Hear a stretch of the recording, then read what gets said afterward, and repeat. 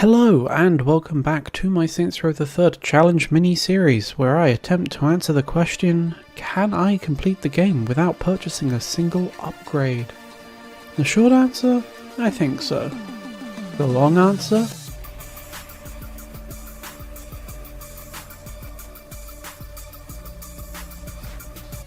The final part of Three-Way breezes by now that I know the right strat for it, but stopping by the penthouse for repairs appears to be a mistake. Stopping by Safe Word for repairs after the VTOL's health gets too low is definitely the play, however, and learning from my previous attempts, I do a flyby of the zone, low enough to spawn that annoying tank, but fast enough to get out of its range before it's too late for me. Unmasked Eddie's facial animations have always felt a little off to me, and I assume it's because his cutscenes were made for the mask. It feels a shame that this boss fight is just a QTE. Killbane's dead, and so are Viola and Shaundy, something Pierce appears to be taking hard. Hey there, boss. Started drinking early, did you? That's what you do with these things. Unfortunately, the celebration of their lives is cut short by the arrival of Stag's own airship, the Daedalus.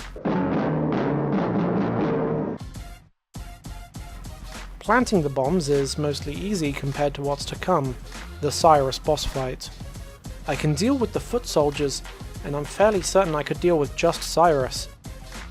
But the microwave beam is really annoying to be on the receiving end of, especially with its AoE impact. Usually by now this fight is a lot easier, as not only do the damage reduction upgrades make you tankier, but the lock-on upgrade for the rocket launcher also makes hitting Cyrus a lot easier. Eventually though, I managed to hit him with what's totally a calculated shot, and he is down and out, leaving us free to claim Steelport for ourselves. Come at my city again, and you'll go home in a fucking box. Back to you. Yeah, seeing the Daedalus wrapping up the Killbane arc, it almost feels as if this was the intended ending. Somewhat of a bittersweet tone compared to the goofy ending of Gangsters in Space. Speaking of Gangsters in Space, however, that's also the first DLC we'll tackle, where I'll assume Jeremy got an acting coach for the epilogue mission we've already played, or this is just an alternate timeline. The statue remains blown up after all. We have to use the mandated weapons for this mission, but after the first take, the Krukov gets upgraded to its final form, complete with grenade launcher attachment. After making my way through these guys, it's just a simple case of using the mounted minigun to slowly tear through the pursuers. Unfortunately for the challenge part of the challenge run, the next mission appears to have gifted us some more upgrades, such as dual-wielding pistols and SMGs. However, my health is still baseline, so the squishiness will provide some cause for caution at least. As we fight our way through the alien invaders, destroying mind control devices to prevent their plan for global domination, I wonder where Killbane works into this and where the space luchadors we fought on Mars are. It would appear that the movie underwent significant script changes and reshoots between now and the snippet we saw earlier, for reasons I have suspicions of. Andy Zhen is a terrible director and a horrible person, badly mistreating his cast and crew in the hunt for personal glory, continuously and constantly pushing our co-star Jenny towards breaking point. She's not thrilled by the prospect of being recast, and this being Steelport, guns down the prospective replacements with no consequences whatsoever. In the hangar, however, I had been a little worried about the Brutina, but the melee aspect combined with their real trouble with stairs makes dealing with her a cakewalk. Now we just gotta take care of the shield, an act which admittedly almost kills Jeremy, but now we are outta here. The third and final mission of the DLC is vehicle-based, so theoretically shouldn't be any more different than outside of the challenge, just shooting people and doing stunts, and Jenny being mad about someone that isn't her killing the extras. That insane asshole's killing real people for a movie! The third location provided some difficulty until I found a roof that was low enough to still be in range of the virus upload, while still providing cover from the tanks on street level. The shaky controls that swerve the ship at random in the next part take some getting used to, but after getting through that, it's Jenny's turn to fire the director. We're killing it.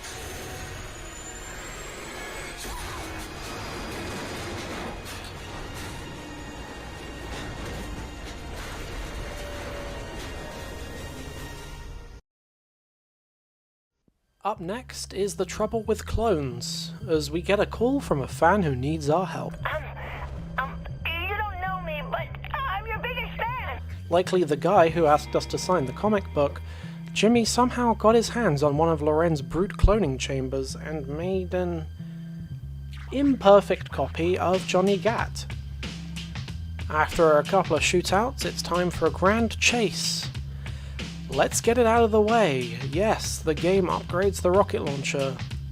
After a failed attempt at using the Cyber Blaster instead, I figure it's okay to use an upgrade I didn't buy, so long as I don't use the lock-on and only free fire.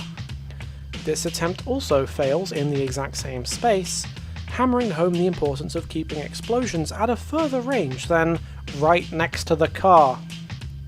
On the third attempt, Jimmy's AI screws me over by refusing to understand that he took a slightly wrong turn.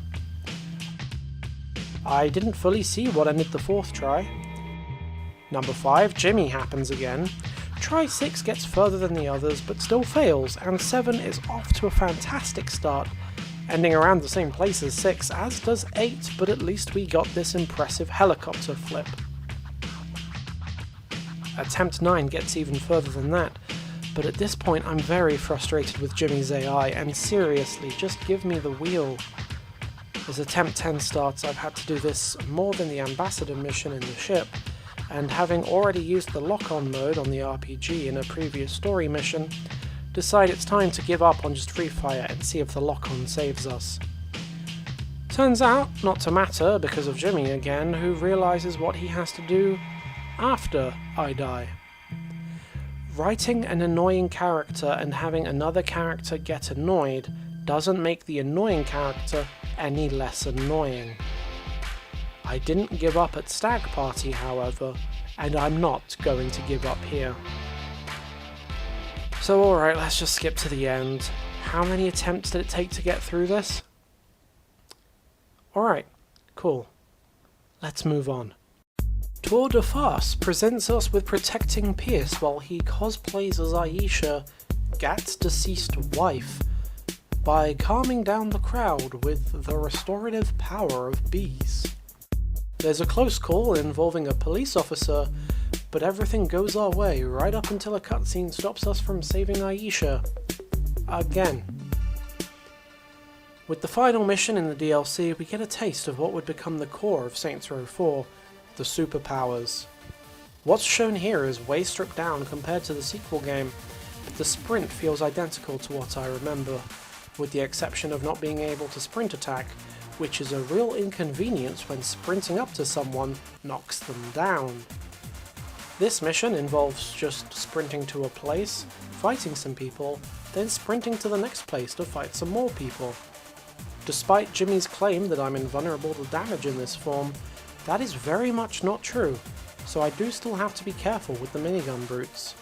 Luckily, my fireball not only sets them alight, but knocks them down too, and one of those conditions actually stops them from being able to shoot at me.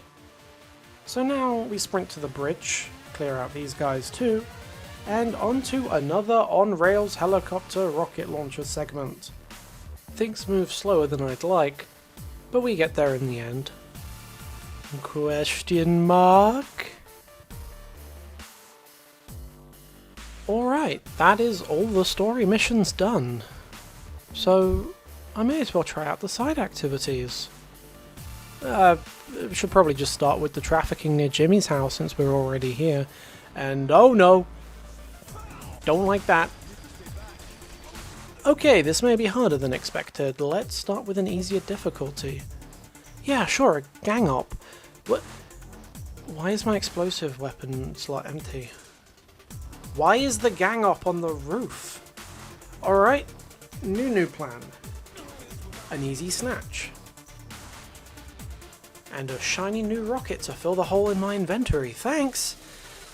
A nearby gang up leads me on a detour as I vaguely remember a missing puzzle piece on the map being the result of another gang up, but I can't find it this go around and want to move on swiftly, so I'll return later and move on to a medium snatch, which ups the ante by needing more people saved, more enemies on the street, and involving a moving car. Oh, it's a limo! How nice are the kidnappers? Well, with that being taken care of, after a couple of false starts from being on the wrong end of a shotgun, it's a heli assault. Smooth sailing for me, not so smooth for the deckers. A hard mayhem up next means say goodbye to your fences, and I expected this hard trailblazing to be harder. Alright, let's see how hard this hard snatch is. Well, being real with you, that's where the run ended. I managed to beat all of the story missions, but not all of the side content. I didn't manage to fully 100% Saints Row the Third, but I do feel like I at least beat it without any upgrades, and, you know, some would argue that the challenge was failed way back when I had my first death at the start of episode 1.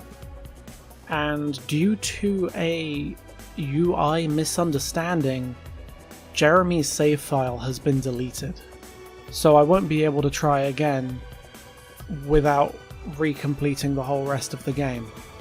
I have here a Venn diagram that I put together over the course of editing these videos. On the left side I have free roam deaths, 2. Non-Jeremy death related mission failures, 6. And mission failures as a result of Jeremy dying, 78. Wow. If you liked this video and want to see more from me, hitting the like and or subscribe button is a great way of letting me know.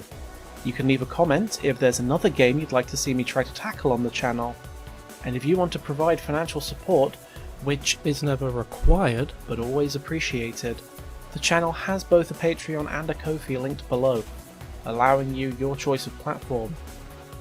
Thus, a special shout out goes to my supporters, Padge, Sona Catharsis, Eden Anarchy, and Kelly's Kingdom. Thank you for giving me money to keep doing this. I'm Gadges, and until next time, thank you for watching.